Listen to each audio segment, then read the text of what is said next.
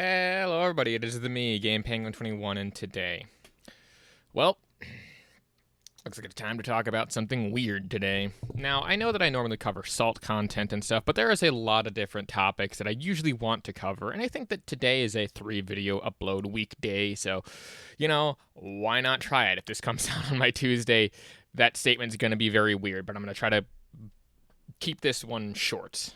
In terms of what it is, because I want this to be uploaded Saturday. If it's not, then Anyway, so what are we talking about today? Well, we are talking about Ubisoft's apology. Now, if you don't know who Ubisoft is, congratulations on living under that rock and being a very nice Patrick impersonation. I have to commend you on that. But here's the end-all, be-all thing with them. Assassin's Creed Shadows, and specifically Ubisoft, have been under fire for a long time, even before this controversy. I think one of the last times that Ubisoft was this much under fire was when they released Battlefront 2 with their surprise mechanics. Don't think I didn't forget about that. I think a lot of people are now seeing flashbacks to that if you really think about it.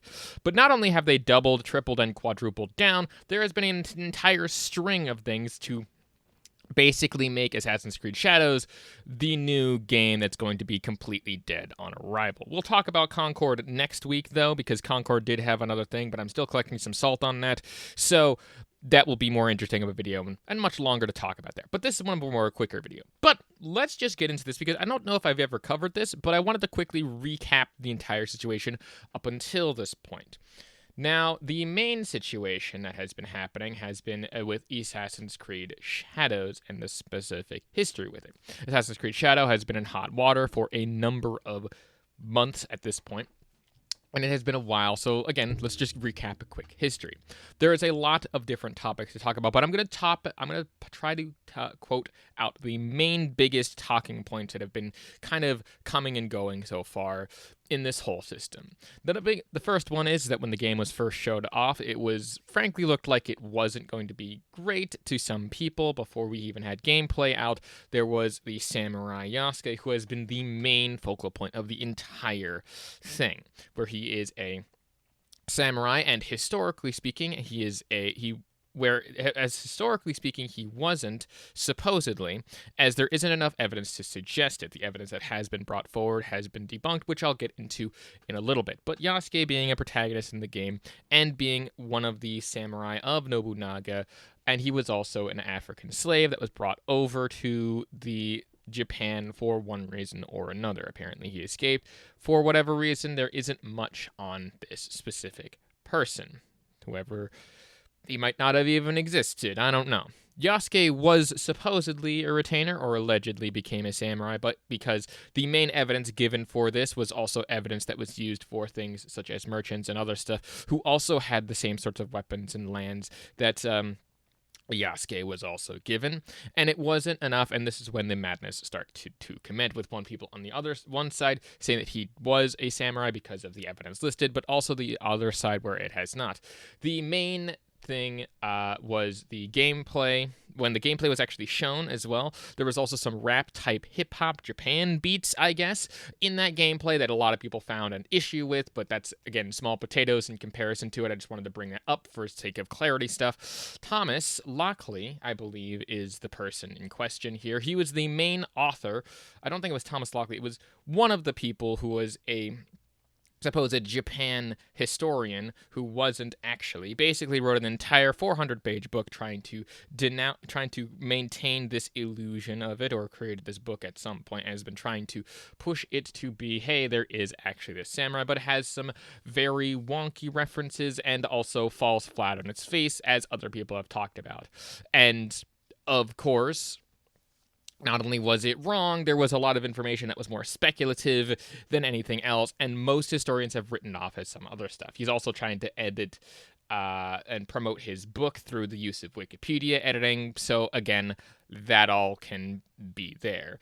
The last one here is that there is one more historian that did actually come forward, but has since now been denounced by literally every other Japanese historian that actually, studies the history, and again, not only was he ousted from that majorities, but there was also, other Japanese historians and stuff. There's also a dude who made videos on it who turns out to not even be a Japanese historian.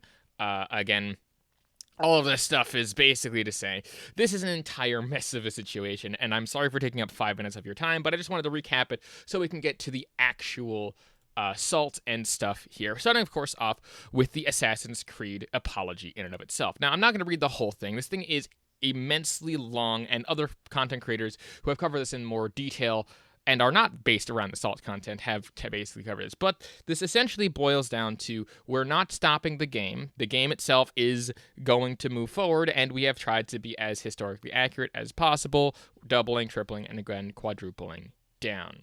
Again, if you want to read the entire thing, it's very easy to find multiple people talking about the Assassin's Creed thing.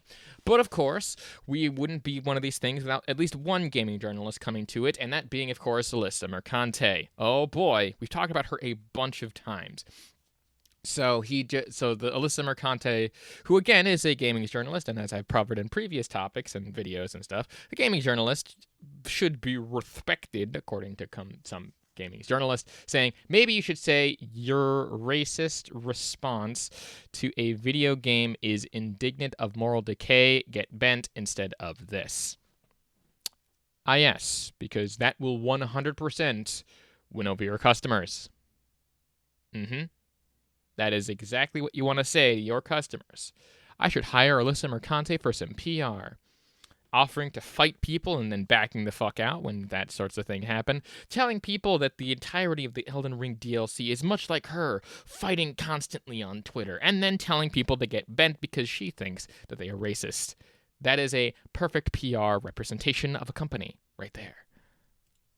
Next up here we have, of course, Colonel Otaku Gatekeeper, which is a great name, by the way.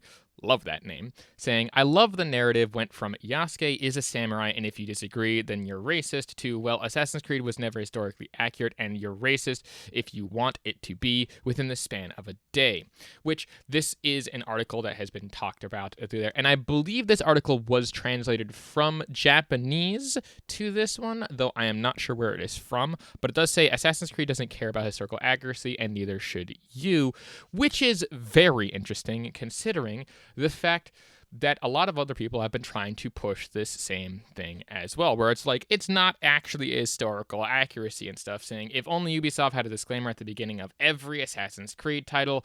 Oh wait, they do, with that it's inspired by historical events and characters. This is a work of fiction designed, developed, and produced by a multicultural team of various religious faiths and belief, which a lot of people took that as more of just a warning, but they do at least expect to have the respect for that country to be able to utilize what was around in that time frame and to be able to talk about it.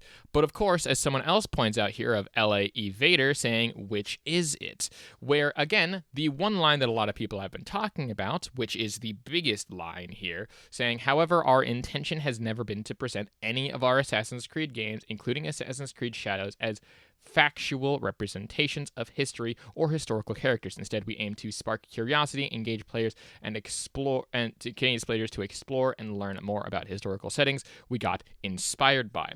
Now, what this usually entitles is it usually entitles some sort of thing called an historical fiction. Now, of course, I'm going to have to get a little bit of a teacher on you, but I promise I'll make it quick. See, historical fiction, generally speaking, is fiction, or a fictionalized version, or an inspired fictionalized version that usually takes remnants from history. Obviously, it's in the name, historical fiction. Now, historical fiction does rely on the reader or the person understanding that it is fiction, but also knowing that it will take the respect of the actual history and, take that at least into some effect. So, for a weird example, the story of Wukong has been a quote-unquote historical fiction type deal, but we all know that it's mostly just a religion retelling of, I believe, Buddhism making through its way through the country of Japan. It is a massive book that has taken a lot of different inspirations for it. But at the main end stay of this, there is a lot of games that tend to present this in a respectful light. I can think of at least 10 off the top of my, or maybe not 10, but at least 5. There was that have been at least inspired by it, including some anime and current day manga and stuff like that. I think the biggest one that a lot of people would recognize, I think, is probably not One Piece. Well, maybe One Piece. but I think it was Son Goku is the biggest one that a lot of people recognize it. I think there might be a little bit in One Piece, though I'm not too certain. Maybe just the journey. But of course, there was also an interview that happened, which is the other screenshot in that same tweet that says, the familiar setting for gamers, how does this game take a different setting with the Bennett, which I believe is one of the lead developers or the lead developer, I don't remember specifically, saying we're at the end of the Sengoku era, my mistake, in a turning point of Japan history. Assassin's Creed is well known for its depiction of the history and accurate recreation of the world, and it's what players can expect with Assassin's Creed Shadows. Do take note of this. We're showing real historical figures such as Oba Nobunaga and a lot of events that happened during that time. So you're not only playing in feudal Japan, but learning about this fantastic time period. That sounds to me like they're using historical fiction, meaning that they are going to be taking a lot of the culture, rich history, and other stuff to put into this game. However, as a number of people have pointed out, again, I'm just going to quickly rapid fire through these bullet points. Not only did they actually steal a modern, I believe, rifle corps Japan flag without permission, they also managed to put Chinese characters onto other things and commit copyright infringement through the use of a building, which is a crime. Like, that is a thing that has happened before. And, like, again, you can look up all these stories, and most of these people have this way. So I think I'll link at least a couple of channels in the description below, or at least I'll attempt to. But go and find out for those people if you want to really dive deep on that. As, again, I'm just going through the salt very quickly here. But of course, you still have people, even with all of this contradictory information, trying to defend this game, much like Sadat the Gamer saying Assassin's Creed Shadows, Incel Edition, with the person from Stellar Blade, as well as I believe that's supposed to be a white character of a samurai, which I still take issue with, not the fact that Yasuke is a samurai, but the fact that a samurai is in the Assassin's Creed name at all. As I've stated in the previous video that I think that I did on this, a samurai was never actually in on espionage. They usually would go to ninjas for that. And if you're doing an Assassin's Creed Shadows game, I would recommend just finding a very interesting and either obscure type of like a ninja clan, right? And then just go to them and make it an entire thing based around ninjas where you're either fighting samurai or working for Oda Nobunaga or something like that. Or just make one up and then just use a lot of the ninja stuff as there. Because there's a lot of interesting things and a lot of weird, interesting details that exist when you take a look at the Japanese culture. For example, and this is something that you can actually test for yourself, in the game The Finals, when you're on the Kyoto map, the Kyoto 1660 map, when you walk over the actual floors of specific buildings, they tend to make a chirping or squeaking sound. That is actually intentional design and not just because the boards are loose. The boards are loose and intentional design on purpose because it was to stop invaders for that. That is attention to detail you just don't see in games like this sometimes. It's insane that they literally went to that. Like, how does a map in an arena first-person shooter have more accurate depictions of Japanese culture than and like that game has jump pads and shit. Like, how does it have more accurate representation of culture than an entire game based around the topic? That's insane to me. But of course, it doesn't stop there. With some of the actual merch of the game that's being portrayed here, someone managed to point out that how is Ubisoft, how are you this incompetent? How are you capable of creating a trash fire from this Assassin's Creed Shadows game of yours? How the F did you get caught stealing Zoro's sword from One Piece down to the sword stand and pass it off as Yasuke's sword? This was one of, if not the biggest things here. That became one of the bigger things. And again, there's just going through some of these talking points here. This is not an exact timeline, but they got caught basically utilizing merch from One Piece as an official use of Yasuke's sword, despite the fact that this is clearly from One Piece with the exact same amounts of things. And again, you can kind of look through this and take it for yourself, but essentially because of things such as the gold trim, the actual handle that is used for this, as well as the stand basically describing everything that it, like, you can see the resemblance, and it's enough that people are like, this just makes no sense. But of course, we move on to a couple more people calling this game out, I guess, saying calling an entire society violently racist is pretty wild. Sounds like you simply want Assassin's Creed Shadows to be released so you could use Yasuke and his Kinobo to fulfill some kind of violent anti-Japanese fantasy, with this person taking a screenshot of a person called Ash Parrish here saying, let us also dispense with the pretense that Japanese society isn't itself violently racist with its own form of ultra-conservative right-wing assholes that are more than happy to carry water for this cause. Now, I'm not going to say that she's entirely wrong. I do think that the wording is a bit strange, where they're saying that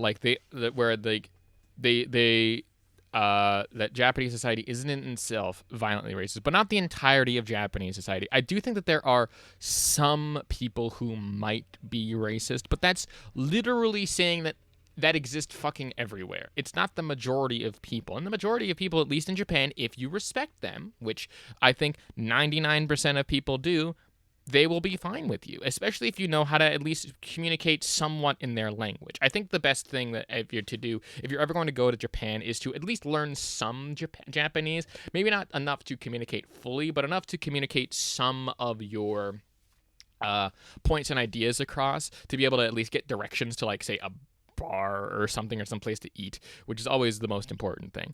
But also, again, I'm not going to say that she's entirely wrong saying that Japan itself hasn't at least had some racist history. It's not entirely out of the question, but saying that the entire culture is violently racist, no. Just straight up fucking no. All right? And next up here we have Sakron with an entire essay of this whole thing. Holy crap. Now, I'm not going to read this whole thing because that would take all day, literally. But you can pause and read through about if you want to read through most of this. Now, some of the highlights from here is that the discourse for Yasuke being one of the two main leads for the Assassin's Creed Shadows runs deeper than people realize. They've been observing the discourse and noticed how racist it seems to literally be to rewrite history and not only deny Yasuke's status as a samurai, but deny his literal existence, which no one has denied his existence. They're just saying that he hasn't been classified as a samurai, given the evidence that we have, the evidence that it doesn't exist. Even when historians who have now been completely and utterly just denounced from this historical societies that they work for, saying that he was a samurai, they didn't care. When the sources of the Medea clan, which I don't know where this comes from, but whatever, and saying that they also didn't care, even when the Japanese acknowledged his existence, they didn't care. And that's not the point. The Japanese acknowledge his existence, but now they're actually kind of angry that they're fucking up their culture. That's the problem. You don't know what you're talking about. There's a ton of Japanese people that have been outcrying about this, saying, don't do this. This is bad. You're fucking up our culture. Then the idea of having an African in feudal Japan is what breaks their immersion, which, no, that's, again, not the point here. The problem is that it would have been better if he was just, say, a side character, or if they really wanted to go the samurai route, make him a disgraced samurai or something like that. It's not important to, like, the character for it. It just feels wrong because, again, most of the people there don't want that, or don't want Yasuke, because he wasn't a samurai, and, like, maybe because he's black. That's not how this works. I know that I'm sidestepping a lot of things here. It says, yeah, you're being racist and being stereotyped and blah, blah, blah. And again, this whole thing just reads as someone who doesn't understand the information given. All of the information from the historians are either falsified or just have been debunked immensely by other more reputable sources. The entirety of the Medea clan is something that I can't really comment on because that makes no sense.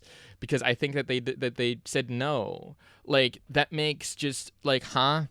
And then, like, Japanese acknowledging his existence is that, like, no one's been denying his existence. They do know that he's a real figure that existed at some point, but we don't have enough information to call that. And again, back to Colonel Otaku here, saying, after the Japanese petition to cancel Assassin's Creed Shadows, as of this time, is writing has reached over 80K. Politicians are now getting involved against this game. So if you're saying, right, that the Japanese people are okay with it because they're acknowledging his existence, why is there not only a petition, but now the official politics of the Japanese, like, politicians are getting involved? I believe this is called the Dirt, though I could be fucking up that thing because I am not a Japanese historian, nor am I a Japanese lawyer of any kind. But basically the national politicians are trying to now investigate cultural theft for Assassin's Creed Shadows. That is huge. Cultural theft is a huge thing. And of course, finally, there is Kobobe to kind of round this video out, saying that the more that we learn about Assassin's Creed Shadows, the more red flags pop up, and the more it starts to look like an incoming dud. They're getting language characters wrong, which is the Japanese on the Chinese on the Japanese thing, I should say.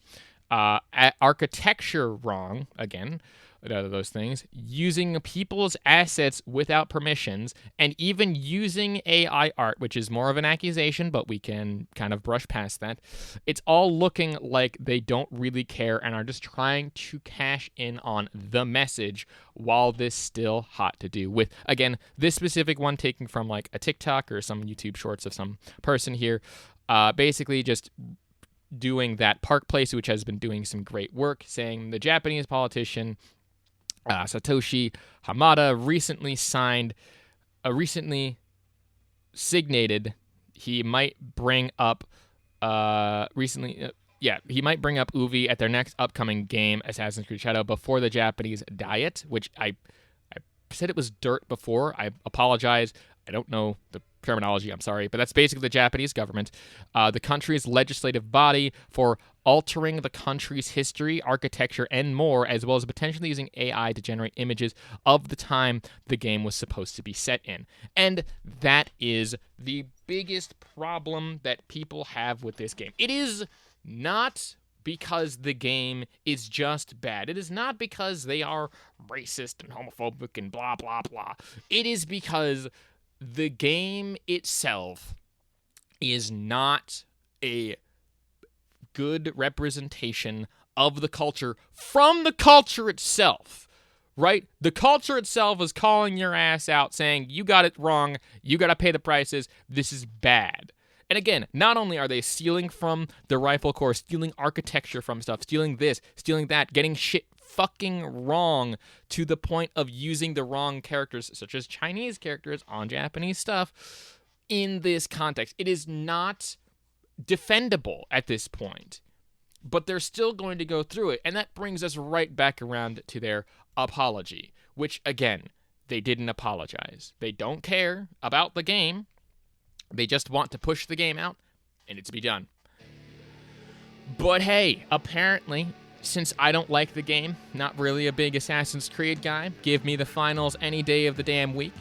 Give me X Defiance. I'll play that a bit more. But overall, I think that that'll about cover everything that I wanted to talk about in this video. And overall, that's really all I have to say on this. Again, if you defend this game, if you want to have this game, if you want to go and play it and have the most amount of fun with this game, go right ahead. I don't give a shit.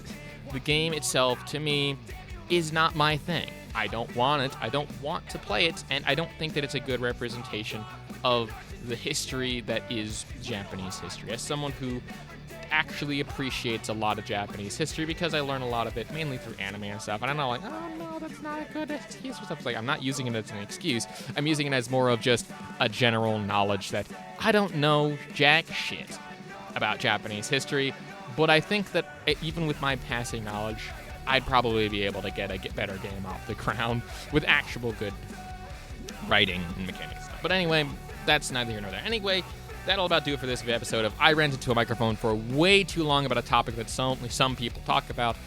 My name is GamePeng21. If you like what it is that I do, want to support me in any way, shape, or form, links down in the description below. But if you want to do that, and then peace.